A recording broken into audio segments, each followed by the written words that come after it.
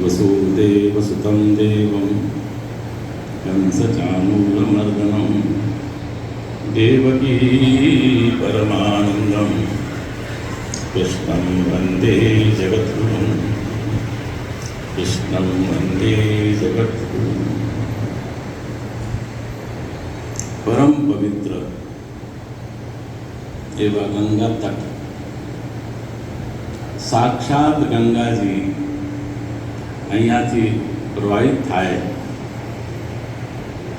દેવતાઓને આ અવસર મળતું નથી, દેવતાઓ માટે દુર્લભ અવસર છે આ, અને આપ સૌને પ્રાપ્ત થયું છે। તમારું સૌભાગ્ય છે, સદભાગ્ય છે। અને એમાં એક નવયુવાન સંત જેને વૈરાગ્ય ધારણ કર્યું છે, આ કાષાય વસ્ત્ર ધારણ કર્યા છે, સુખદેવ સ્વરૂપ પરમ પૂજ્ય પરમ શ્રદ્ધેય પ્રિયદર્શન સ્વામીજી મહારાજ ભાગવત તમને સાંભળવાના છે। બરોબર, નામ બરોબર। અને આપ સૌ ક્યારેક ભાગ્ય ખૂટે છે।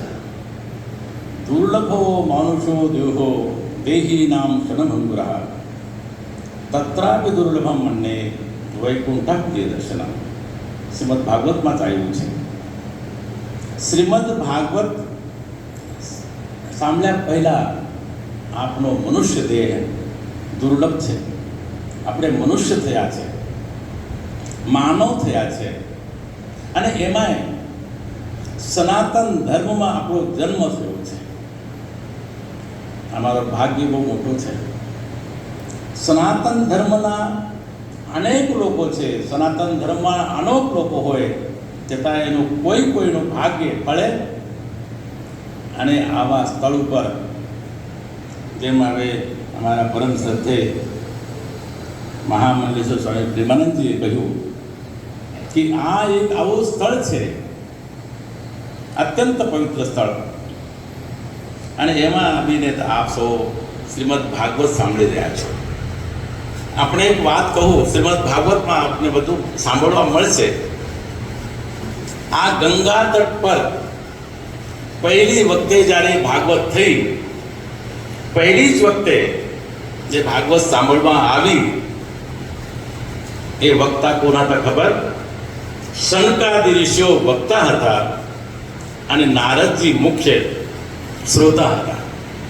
અને તમારા જેવા અહીંયા શાસ્ત્રો મહાન ઋષિઓ એ સામાન્ય શ્રોતાઓ હતા। અને સ્થળ શું હતું? આ જ ગંગા તટ, એનું નામ આનંદ નામ હતું, આ ઘાટનું આનંદ નામ।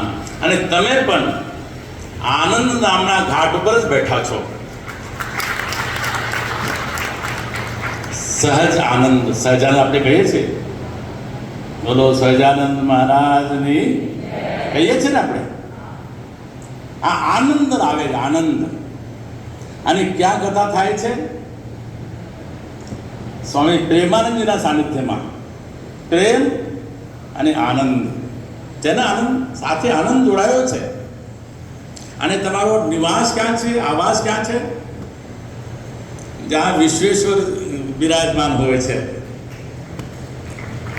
તો વિશ્વેશ્વર આનંદ, આનંદ સાથે તમારો જે સંબંધ થયો છે, એટલે તમારા જીવનમાં આનંદ આવે તો ભગવાન જ્યારે આપણે ભાગવત સાંભળીએ તો પરમાત્માનું સ્વરૂપ આવે છે, સચિત આનંદ રૂપાય, સદચિત આનંદ સ્વરૂપ પરમાત્મા। અને જ્યારે કથા પ્રારંભ થાય છે, જન્માદ્યસ્ય રહેતા, જે જન્મનો આ કારણ, આ સૃષ્ટિનું કારણ અને જેને રક્ષણ કરે અને સંહાર કરે એવો મૂળ સ્વરૂપ જે પરમાત્મા આપણે કહીએ છીએ, પરમાત્માનો આ સંસાર છે। અને એમાં પરમાત્મા પોતે અવતાર લે છે। 24 અવતાર પછી એક અવતાર હોય છે ભગવાન શ્રી કૃષ્ણ। અને એની કથા આપણે સાંભળવા હવે તત્પર થયા છે। અને આવા પ્રસંગે વૈકુંઠ પ્રિયદર્શનમ, સંતોનું સાનિધ્ય અને તમને સંતોનું સાનિધ્ય પ્રાપ્ત થશે. આપ સૌનું સૌભાગ્ય. અને ગંગા તટ ઉપર સ્વામી પ્રેમાનંદજીના સાનિધ્યમાં અને આવા પરમ વિદ્વાન આવા સુખદેવ સ્વરૂપ સ્વામીજીના મુખારવિંદથી આપ આગળ સાંભળશો અને અહીંથી કંઈક લઈ જશો. આમ તો સ્વામિનારાયણ સંપ્રદાય પવિત્ર સંપ્રદાય છે.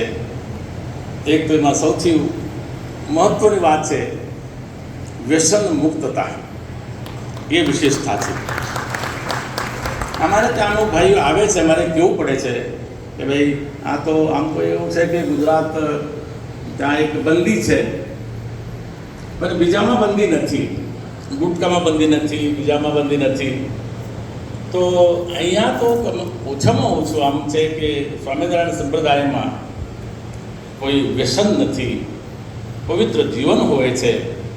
અને પવિત્ર જીવન સાથેથી અને પવિત્ર વાતાવરણ, પવિત્ર ભગવાનનું નામ અંદર આવે અને ભાગવત કળિયુગમાં બહુ જ મોટો એક પરમાત્માને બતાવવા માટે, માર્ગ બતાવવા માટે એક સદગ્રંથ છે. એટલે આપ સૌ અહીં આવ્યા છો અને ભાગવત સાંભળજો અને કંઈક અહીંયાથી લઈ જજો. એટલે શું લઈ જવું છે?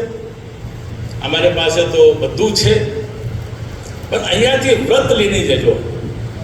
થોડાક કોઈ વધારે કોઈને જૂઠું બોલવાનો કંઈ આદત હોય અને આદત તમને લગાડી દે. આ તમારો જે મોબાઈલ છે ને કે તમને જૂઠું બોલવાનું આદત લગાડે, એ ઓછું બોલવાનું. નહીં હોય તો સારું. સત્યમ બ્રુહ્યાત, પ્રિયમ બ્રુહ્યાત. સત્ય બોલવું જોઈએ, પ્રિય બોલવું જોઈએ. અને ગંગાજળમાં સ્નાન કરી અને પછી અહીંયાથી એક કોઈ આવો એક પ્રસંગ જીવનમાં તમને આખર સુધી કામ આવે તો એક શબ્દ શ્રીમદ ભાગવતના થઈ લઈ જજો. આપ સૌને શુભકામનાઓ. અને ભાગવત પૂર્ણ થશે, સાંભળશો, પછી તમારા ઘરે જશો અને ત્યાં જઈને આ તમારા 7 દિવસ કે 9 દિવસ તમારા જીવનના અમૂલ્ય છે, એ તમારે પછી આવશે નહીં. એનો સદુપયોગ કરજો. આટલું કંઈ મારા બે શબ્દો અહીંયા વિરામ પામું છું. ઓમ શાંતિ શાંતિ શાંતિ. એકવાર જોરદાર તાળીઓથી બંને સંતોના આશીર્વાદને વધાવીએ. સંતો જ્યારે આપણી માટે આટલો બધો ટાઈમ કાઢી અને આટલો સમય આપણને પોતાના અમૃત વચનો દ્વારા તૃપ્ત કરતા હોય ત્યારે આપણે ફરીવાર જોરદાર તાળીઓથી બંને મહાપુરુષોને અભિવાદન કરીશું. આવો